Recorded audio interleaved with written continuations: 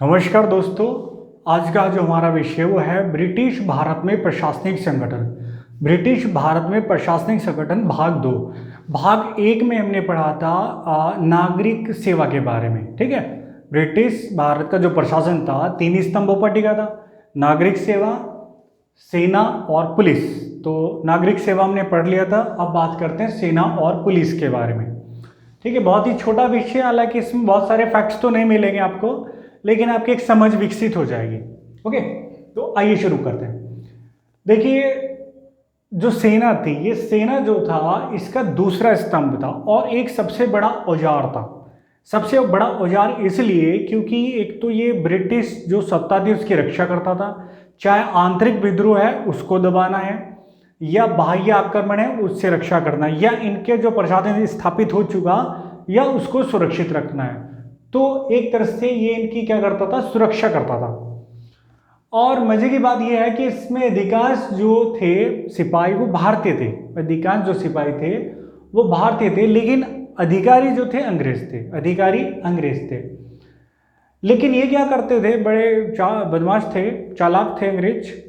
ये क्या करते थे, बहुत बड़े ऊंचे पदों पर अधिकारियों, अब जो भारतीय थे उनको वो पद पर स्थापित नहीं करते थे, यानी कि उस पद पर उनका प्रमोशन नहीं करते थे 1856 तक। यानी कि जब विद्रोह 1857 का, उससे कुछ समय पहले तक, कुछ माह पहले तक जो सबसे बड़ा अधिकारी था भारतीय वो क्या था, सूबेदार। कौन? सूबेदार। और जो सबसे बड़े अधिकारी थे 3 लोग थे, वो भी 3 लोग जिनको 300 रुपये मिलते थे। ठीक है, सबसे बड़ा अधिकारी सूबेदार, ये पूछ सकते हैं, इंपॉर्टेंट है। ये ब्रिटिश सैनिक को कम रखते थे, उसका बड़ा कारण है एक तो ब्रिटेन की जो जनसंख्या थी वो बहुत कम थी। दूसरा क्या थे, जो ब्रिटेन के जो सैनिक थे बहुत ही खर्चीले होते थे, महंगे पड़ते थे, और इसलिए क्या करते थे, भारतीय सैनिकों को ये रखते थे। भारतीय सैनिक कम खर्चीले थे, लेकिन उसके बावजूद भी निश्चित संख्या में इनको ब्रिटिश सैनिकों को रखना पड़ता था संतुलन के लिए। ठीक है, कि भाई वो तो भारतीय हैं, अगर कभी भी दिमाग घूम गया तो क्या भरोसा है। ठीक है ना। और देखिए, विचित्र बात यह है कि भारत को अंग्रेजों ने एक ऐसी फौज से, एक ऐसी सेना से जीता जिसमें जो बहुलता थी, जिसमें जो बहुमत था वो भारतीय सैनिकों का था। ठीक है, उसका कारण क्या था, ये बहुमत होने के बावजूद भी इन्होंने अपने देश को जिताकर उनके हाथ में सौंपा। एक तो उस समय आधुनिक राष्ट्रीयता की भावना नहीं थी, ऐसी कोई भावना नहीं थी ये कि हमारा भारत देश है, भारत राष्ट्र है। ठीक है, उनके लिए बिहार, अगर कोई बिहार का सैनिक अगर किसी पंजाबी और मराठी को मार रहा है तो उसको ऐसा महसूस होता था जैसे किसी विदेशी को मार रहा है।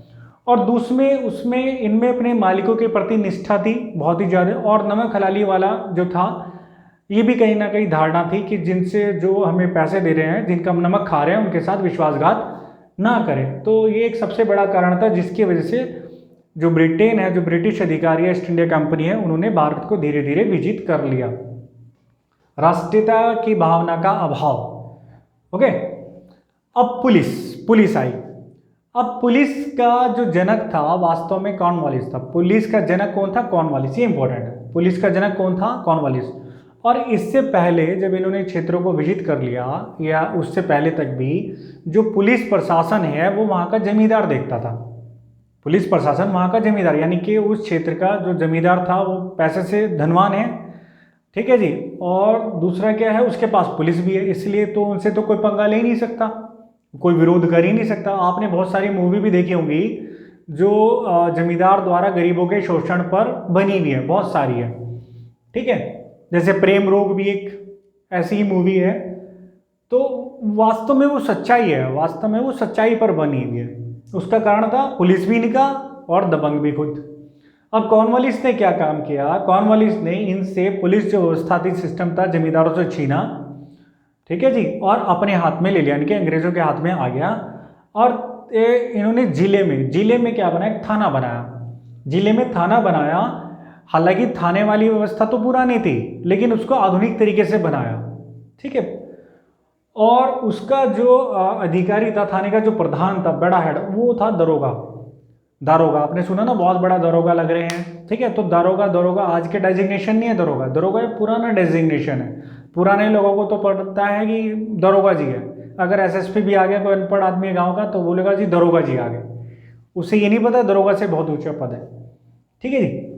तो और एक और बात ये थी कि इस मामले में भारत जो है ब्रिटेन से आगे निकल गया, क्योंकि उस समय तक ब्रिटेन में पुलिस व्यवस्था नहीं बनी हुई थी, इसका कोई उद्भव नहीं हुआ था।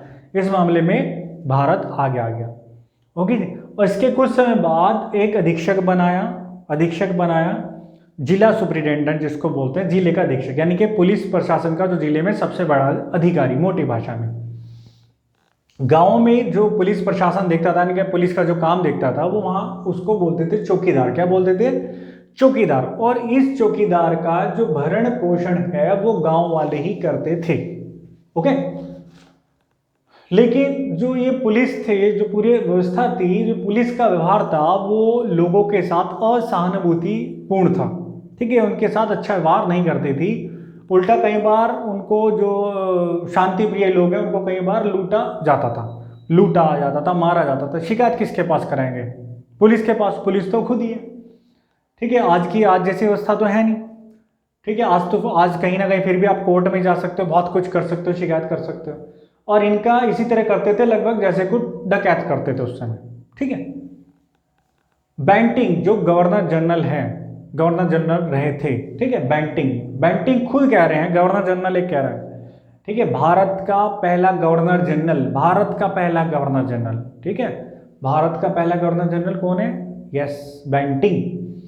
जहां तक पुलिस का सवाल है, वह जनता का रक्षक होने की स्थिति से कोसों दूर है। जहां तक पुलिस का सवाल है, वह जनता का रक्षक होने की स्थिति से कोसों दूर है। ये कौन बोल रहा है? बैंटिंग। तो अब आप अंदाजा लगा लो, जब गवर्नर जनरल ऐसा बोल रहा है तो क्या हाल होगा। उस समय एक रेगुलेशन आया और उस रेगुलेशन मतलब नियम, तो उसमें कहा गया था अगर कोई डकैती हुई तो पुलिस को तब तक जांच करने की मनाही है जब तक लुटे हुए व्यक्ति या लुटे गए व्यक्ति उसे नहीं बुलाया। नहीं के और दुर्भाग्य से व्यवस्था आज भी चल रही है। अगर किसी घर में, हमारे घर में चोरी हो जाए, डकैती हो जाए या कोई केस हो जाए, तो जब तक हम पुलिस थाने में रिपोर्ट नहीं कराएंगे तब तक पुलिस नहीं आएगी। आज भी ये रेगुलेशन चल रहा है। ओके जी। और जैसा मैंने बताया, चाहे पुलिस बनी हो, चाहे सेना बनी हो, चाहे न्यायिक व्यवस्था बनी हो, इन सबका एक ही उद्देश्य था।